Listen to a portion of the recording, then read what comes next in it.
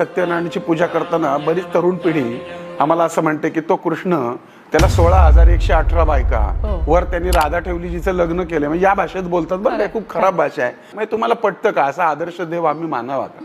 पण मुळामध्ये आम्हाला कृष्ण समजला नाही, आम्हाला गणपती समजला नाही, आम्हाला विष्णू समजला नाही, आम्हाला त्याचे अवतारच समजले नाही. तर 16,118 बायका म्हणजे काय हो? आता तुम्ही मेडिकल फील्डमध्ये आहात, आयुर्वेदामध्ये ज्या नाड्या आहेत त्या तेवढ्या सांगितल्या गेल्या आणि त्यातून एक रक्ताची धारा धारा धारा धारा राधा वाहते आणि त्या धारेला तो कृष्ण आकृष्ट होतो. कृष्ण म्हणजे हृदय आणि 16,118 म्हणजे नाड्या, राधा म्हणजे रक्ताची धारा. तो कृष्ण तुमच्यात पण आहे, तो कृष्ण माझ्यात पण आहे. मला सांगा, युगे 28 विटेवरी उभा करकटावरी ठेवून या. मग तो युगे 28 तो पलंगावर का उभा नाही, तो खुर्चीवर का उभा नाही, तो विटेवरच का उभा? कारण त्याच्यातनं हेच सांगितलंय की तुमच्या प्रत्येक घराच्या विटेवरती हा पांडुरंग उभा आहे.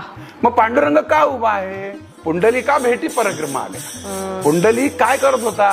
तो त्याच्या आईबापाचे हातपाय दाबत होता. ते भजन करताना पांडुरंग आल्यानंतर आईबापाला महत्व देऊन त्यानं वीट भिरकावली आणि त्या विटेवर त्याला थांबवला. जोपर्यंत तुमच्या या भारत देशामध्ये किंवा जगामध्ये आईबापांची सेवा घडेल तोपर्यंत तो पांडुरंग त्या विटेवरच उभा राहील. आणि म्हणून तुमच्या घरात जर तुमच्या आई वडिलांची सेवा झाली तर तुमच्या घरातल्या प्रत्येक विटेवर पांडुरंग उभा आहे. त्यासाठी तुम्हाला पंढरपूरला जायचीच गरज नाही.